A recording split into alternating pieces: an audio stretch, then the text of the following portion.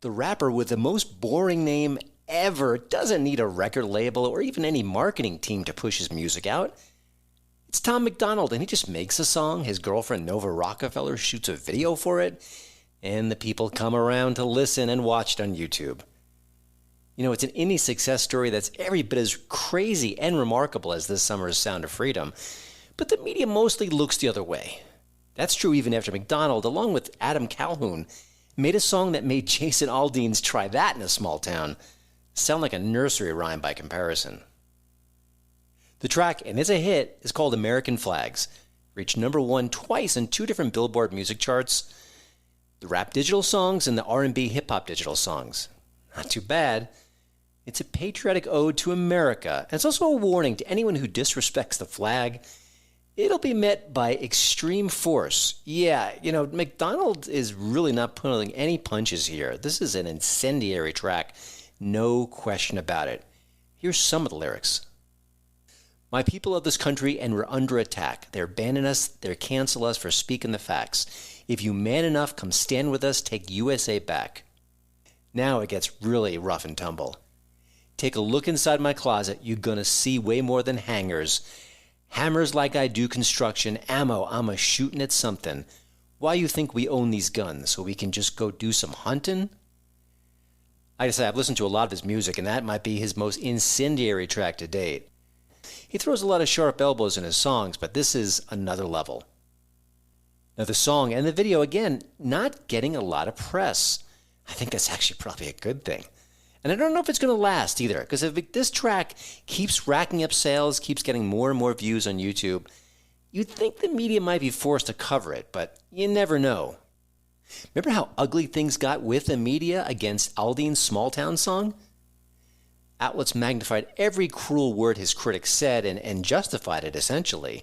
It didn't stop that song from becoming the number 1 track in the country. Amazing. But MacDonald isn't done yet. He's got another song, also brand new, and once again he's teaming up with Calhoun. The song is called Your America, and it turns down the rhetorical heat a little bit. The tempo's a bit slower too, but again they tick off a lot of hot-button issues. Things speech suppression, drag queens, pronouns, the Second Amendment. The latter really does connect with American flags, the last song. I think what's different about the new song, Your America, and what makes it unique in the MacDonald catalog, is that he's bringing up the 2 political parties. He's done that before for sure. But now he's suggesting that one is maybe imperfect, but the other one is just flat out hurting the country. I think the lyrics speak for themselves. Y'all been filling up our classrooms with drag queens for kids. We think it's not appropriate. You tell us that it is. The complexities of gender and children won't ever mix. When there's school shootings by women whose pronouns are him, his. Yeah, the rhyming there is a little bit wonky, but all right, let's continue this more. I'm not Republican, but keep it 100. They making sense. The most destructive ideologies are coming from the left. I think Black Lives Matter. They think white lives matter less. And LGBTQ turned into WTF. It's pretty clever there, I have to say. All right, here's a few more lyrics. Dear Democrats, I don't have nothing against the liberal, but the people representing you are communists and criminals. They be starting World War III. We shipping missiles still. They don't want America great. They want it miserable. You can try to burn down the city, scream at the top of your lungs till you're dizzy. You can cancel everything and everybody in it, but it's not your America. Oof. Again, this is just sharp elbow after sharp elbow. And I'm not done yet. There's more. You can burn the flag, get aggressive. You can wear a mask and pretend you're progressive. I got my First Amendment. Don't forget, I got the second. There you go. All right, now here's MacDonald and Calhoun just ticking off hot-button issues, going through the news, putting it in musical form. See what you think. The former president got arrested. The current one lost, but I guess he got elected. Kids get molested. Pedophiles all get protected. And you can kill a baby anytime if you're pregnant. People so weak feel free to take a knee. And you can't even speak. God forbid you disagree. I don't even know what virtue signaling means. Young men used to fight wars. Now they make memes. Divide us up. I'm pretty sure that's the plan. Got a gun in my hand for when S hits the fan. And how the F the woman of the year is a man. Oh, man. So what does MacDonald have to say about his work and their reaction to it? Well, he doesn't do a lot of press, and most reporters aren't willing to even cover his success. So do you think they're reaching out to him and asking for interviews? I don't think so. I don't know if they truly don't know who he is, or they know who he is, know he's successful, know it's a great story, and they just don't want to give him press coverage. It could be either case. Again, hard to say. The bottom line is that Tom MacDonald is a story. He's a success story. He's all-American. And he is saying some really radical stuff that is connecting with a lot of people. Again, all these things should be absolute catnip for journalists. Oh my gosh, I've got to talk about him. I've got to report about him. I've got to do everything possible to reach out to him and his camp and say, hey, let's talk. We want to find out more about you and what you're doing and why you're doing it. They don't do that. Now, I spoke to MacDonald a couple of years ago, and I have to say, it was a pretty interesting interview. He couldn't have been more polite, which seems a little bit not in line with his image. He's, hard charging for sure, but was not like that on the phone at all. He seemed very grounded, very humble.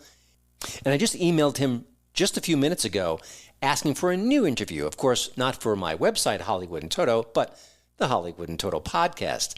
Stay tuned. I hope that happens. I think there's a chance. But for now, he did do one interview recently. He spoke to Fox News about some of his new music. What I thought was interesting about the conversation was, he admitted that some people are absolutely outraged by what he's doing. That's perfectly understandable. And you're allowed to be outraged by what he's doing and what he's singing and what he's rapping, because that's part of the appeal here. And I think he's looking for that kind of reaction. And again, that's healthy. Let's have that debate. Let's have that conversation. But he also talked about his love for America. He's not an American. He's a Canadian who came here 10 years ago. I'm assuming he became a natural citizen. I don't know what the situation is, but he clearly loves his country. And the way he describes his success story is fascinating. And, we often hear that immigrants, the newer immigrants, are often the most patriotic. Well, I think that captures Tom MacDonald to a T. Just listen. I've been in America for 10 years now. I came here with $800 in my wallet, and my dad shook my hand before I got on the airplane, and he said, the American dream is still alive and well. When you're out there, live up to your potential.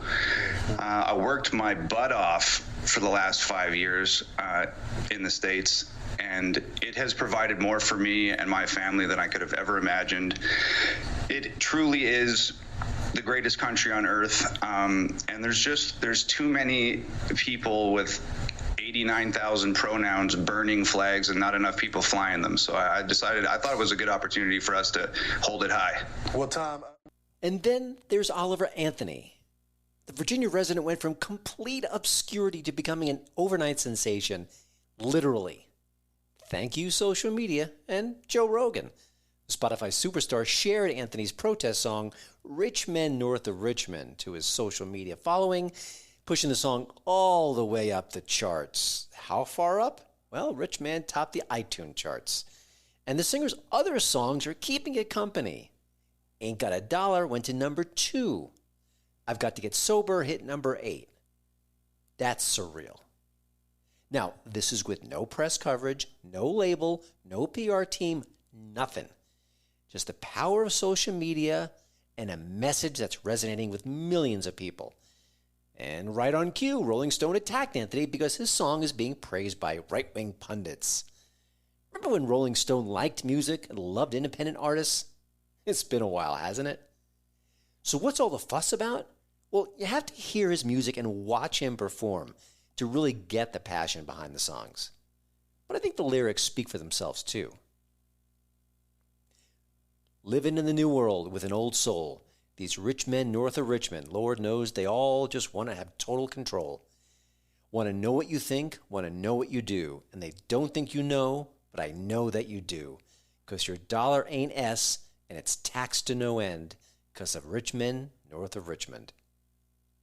Protest songs are alive and well, and you can be damn sure the media is furious about it, and so are those rich men north of Richmond.